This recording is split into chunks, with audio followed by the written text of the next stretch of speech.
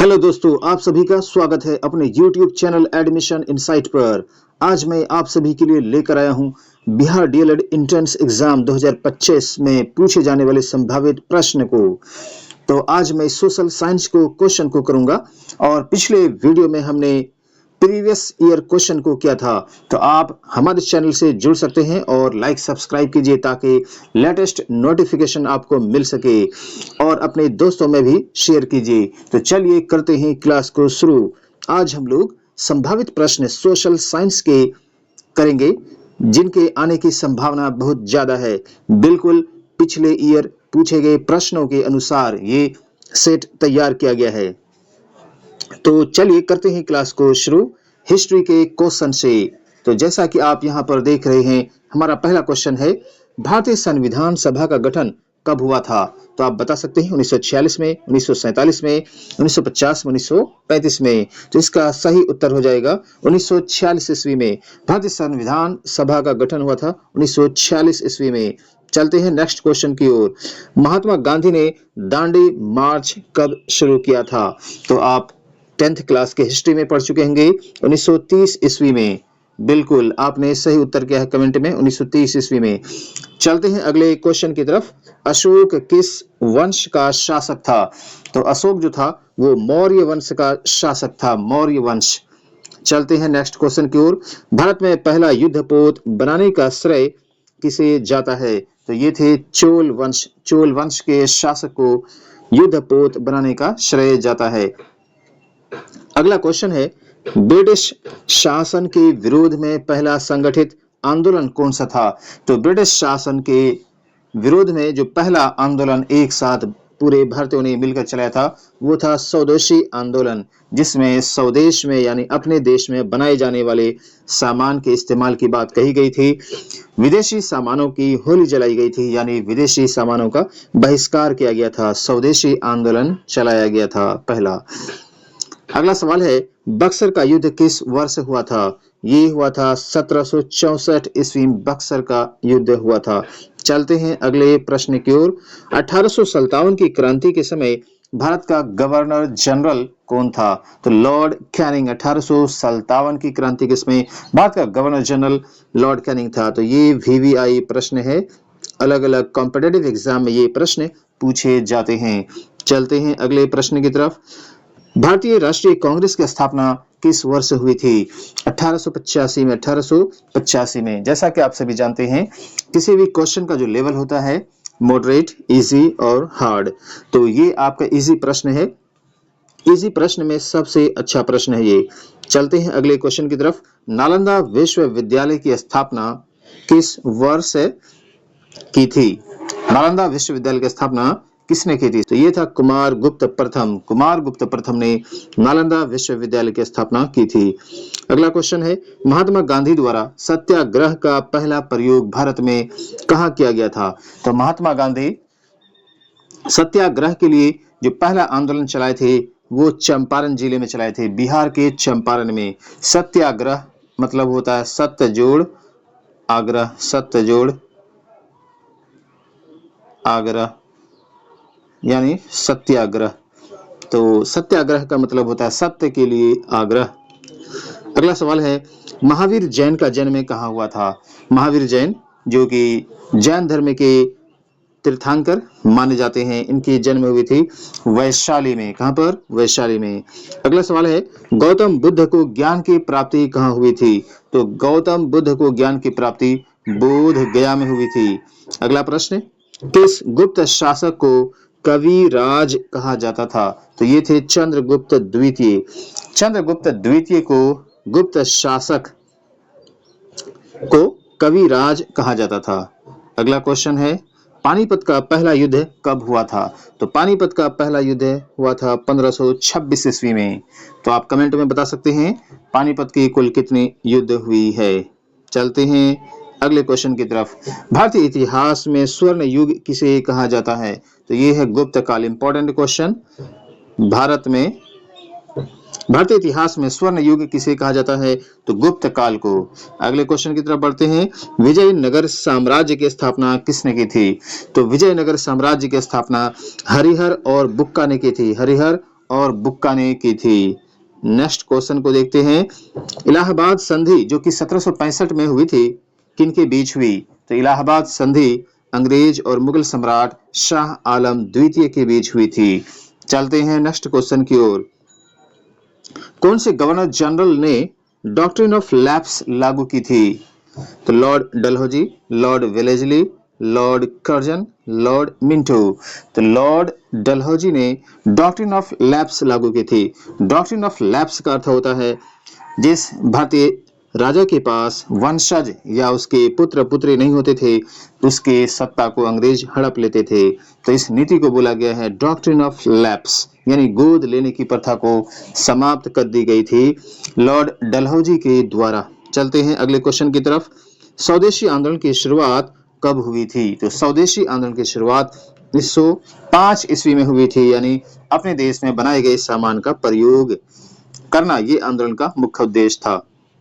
अगला सवाल है, लाल बाल पाल किन राष्ट्रवादियों का समूह था? यानी लाल बाल पाल किन स्वतंत्रता सेनानियों का पूरा नाम, यानी लाल बाल पाल किन स्वतंत्रता सेनानियों का शॉर्ट नाम है, ये पूछा जा रहा है। तो लाला लाजपत राय, बाल गंगाधर तिलक और बिपिन चंद्र पॉल, ये लाल बाल पाल राष्ट्रवादियों का समूह था। लाला लाजपत राय और बाल मतलब बाल गंगाधर तिलक, पाल मतलब बिपिन चंद्र पॉल। चलते हैं नेक्स्ट क्वेश्चन की तरफ। अगला प्रश्न है हमारे पास, सुभाष चंद्र बोस ने आजाद हिंद फौज कब बनाई थी? तो इसका सही उत्तर हो जाएगा 1942 ईस्वी में। चलते हैं नेक्स्ट प्रश्न की तरफ। भारत छोड़ो आंदोलन कब शुरू हुआ था? तो भारत छोड़ो आंदोलन 1942 ईस्वी में शुरू हुआ था। अंग्रेजों को भगाने के लिए इंडिया में चलाई गई थी 1942 ईस्वी में। अगला सवाल की तरफ चलते हैं। संविधान सभा के अध्यक्ष कौन थे? तो संविधान सभा के अध्यक्ष थे डॉक्टर राजेंद्र प्रसाद, डॉक्टर राजेंद्र प्रसाद। चलते हैं अगले प्रश्न की तरफ। 15 अगस्त 1947 को ब्रिटेन का प्रधानमंत्री कौन था? तो क्लेमेंट एटली। क्लेमेंट एटली जब हमारा देश आजाद हो रहा था उस समय ब्रिटेन का प्रधानमंत्री था। चलते हैं नेक्स्ट क्वेश्चन की तरफ, जो कि हमारा प्रश्न है ज्योग्राफी से संबंधित। ये था हमारा हिस्ट्री का क्वेश्चन। तो ज्योग्राफी में पहला क्वेश्चन, आप अभी जो क्वेश्चन अटेम्प्ट किए हैं इससे क्वेश्चन का लेवल समझ सकते हैं और किस टाइप के क्वेश्चन पूछे जाते हैं एग्जाम में इसका अनुमान लगा सकते हैं। आप कमेंट में हमें उत्तर दीजिए आपके कुल कितने प्रश्न सही हुए। तो देखते हैं ज्योग्राफी के पहले प्रश्न को। भारत का सबसे बड़ा राज्य क्षेत्रफल के अनुसार कौन सा है? तो सही उत्तर हो जाएगा दिए गए ऑप्शन के अनुसार राजस्थान। उत्तर प्रदेश, महाराष्ट्र, मध्य प्रदेश, इन सभी में क्षेत्रफल के अनुसार सबसे बड़ा राज्य हो जाएगा राजस्थान। चलते हैं अगले क्वेश्चन की तरफ। भारत में सबसे अधिक वर्षा कहाँ होती है? तो ये है चेरापूंजी में, या आप मौसिन राम सुन चुके होंगे। तो मौसिन राम अगर ऑप्शन में हो तो मौसिन राम देंगे, अगर मौसिन राम ऑप्शन में नहीं हो तो चेरापूंजी देंगे, जहां पर सबसे अधिक वर्षा होती है। चलते अगले क्वेश्चन की तरफ। गंगा नदी का उद्गम स्थल कहाँ है? यानी गंगा नदी कहाँ से बहना प्रारंभ करती है? ये करती है गंगोत्री, जो कि उत्तराखंड में स्थित है। चलते हैं अगले क्वेश्चन की तरफ। थार मरुस्थल किस राज्य में स्थित है? तो थार मरुस्थल स्थित है राजस्थान में। ऑप्शन डी मेरा करेक्ट होगा। राजस्थान में थार मरुस्थल स्थित है। मरुस्थल मतलब मरी हुई भूमि जहां पर बालू यानी रेत पाई जाती है। चलते हैं अगले क्वेश्चन की तरफ। नर्मदा नदी कहाँ गिरती है? यानी नर्मदा नदी कहाँ पर जाकर समाप्त होती है? ये समाप्त होती है अरब सागर में, अरब सागर में। चलते हैं अगले प्रश्न की तरफ। कर्क रेखा भारत के कितने राज्यों से गुजरती है? तो ये कुल 8 राज्यों से होकर गुजरती है कर्क रेखा। कितने राज्यों से? 8 राज्यों से होकर गुजरती है कर्क रेखा। चलते हैं नेक्स्ट क्वेश्चन की तरफ। हिमालय पर्वत कितने भागों में विभाजित है? तो हिमालय पर्वत 4 भागों में विभाजित है। कितने भागों में? 4 भागों में विभाजित है। चलते हैं अगले प्रश्न की तरफ। नर्मदा नदी कहाँ गिरती है? ये क्वेश्चन अभी आप देख चुके हैं, अरब सागर में। ठीक है, इसी तरीके से कर्क रेखा भारत के कितने राज्यों से गुजरती है? 8 राज्यों से। हिमालय पर्वत 4 भागों में विभाजित है। भारत में सबसे लंबी नदी गंगा। चलते हैं अगले क्वेश्चन की तरफ। नया प्रश्न है मेरा। भारत में सबसे ऊंचा झरना कौन सा है? तो ये हो जाएगा जोग फॉल्स। जोग फॉल्स, ये इंपॉर्टेंट क्वेश्चन है, इसको आप देख सकते हैं। भारत में सबसे ऊंचा झरना जोग फॉल्स। ऊंचा झरना यानी वाटरफॉल। जिसे आप जलप्रपात भी कहते हैं। चलते हैं अगले प्रश्न की तरफ। कौन सा राज्य चाय उत्पादन के लिए प्रसिद्ध है? तो ये हो जाएगा असम। चाय मतलब चाय पत्ती की बात हो रही है। चाय पत्ती उत्पादन में असम फेमस है इंडिया में। चलते हैं अगले प्रश्न की तरफ। यहाँ से हमारा पॉलिटी का प्रश्न स्टार्ट हो रहा है। तो पॉलिटी के प्रश्न को देखते हैं। तो पहला प्रश्न है, भारतीय संविधान कब लागू हुआ था? बिल्कुल इजी सवाल है। तो भारतीय संविधान लागू हुई थी 26 जनवरी 1950 ईस्वी को। ऑप्शन बी करेक्ट हो जाएगा। 26 जनवरी 1950 ईस्वी को भारतीय संविधान लागू हुआ था। चलते हैं नेक्स्ट क्वेश्चन की तरफ। संविधान की प्रस्तावना में कौन से शब्द 42वें संशोधन द्वारा जोड़े गए? तो संविधान की प्रस्तावना में कौन से शब्द 42वें संशोधन द्वारा जोड़े गए थे? तो इनमें जोड़ा गया था समाजवादी, धर्मनिरपेक्ष, अखंडता।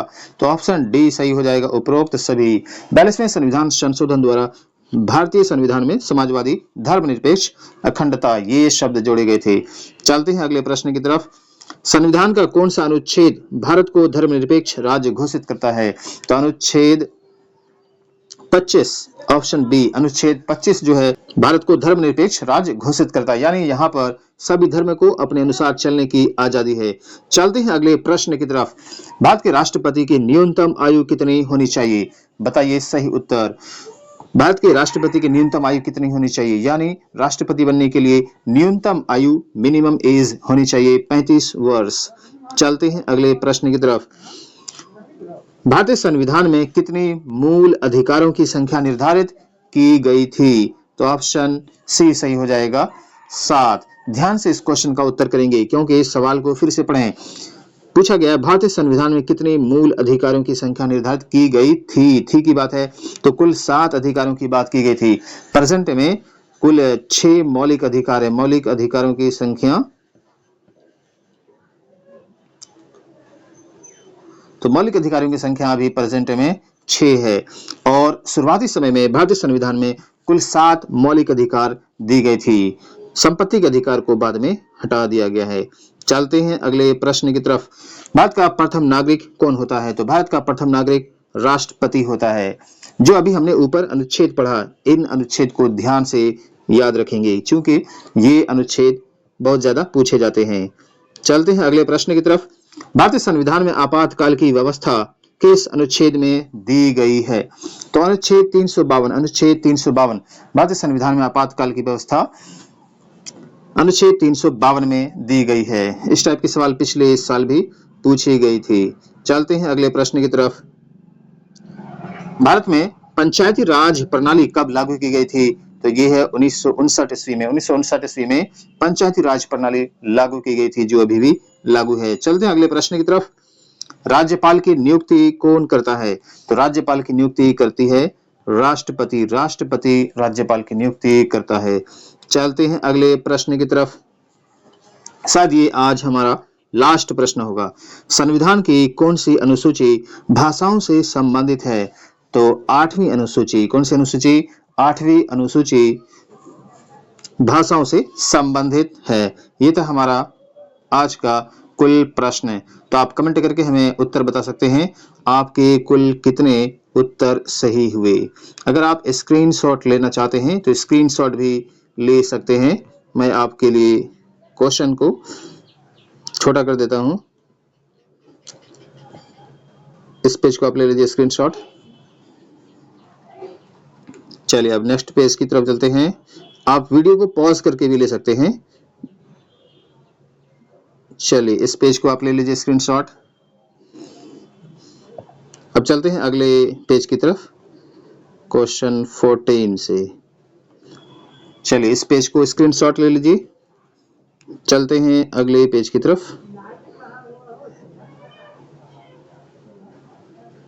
चलिए इसे स्क्रीनशॉट ले लीजिए। ये था आपका हिस्ट्री का क्वेश्चन। यहां से देखते हैं ज्योग्राफी के क्वेश्चन को। तो इसका आप स्क्रीनशॉट ले लें। चलते हैं अगले पेज की तरफ। चलिए इस पेज का स्क्रीनशॉट ले लीजिए। चलते हैं अब नेक्स्ट पेज की तरफ।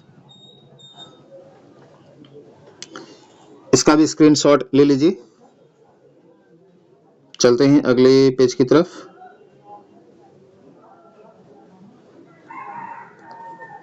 इसका स्क्रीनशॉट ले लीजिए। इसके बाद ये लास्ट पेज था। तो इसी तरीके से हमारे चैनल से जुड़ सकते हैं और इसी तरीके का अगला सेट मैं आपके लिए फिर से लेकर आऊंगा और प्रीवियस ईयर क्वेश्चन भी लेकर आऊंगा। तो आप हमारे इस चैनल को लाइक कीजिए, सब्सक्राइब कीजिए और अपने दोस्तों में शेयर कीजिए। मिलते हैं नेक्स्ट वीडियो में। धन्यवाद।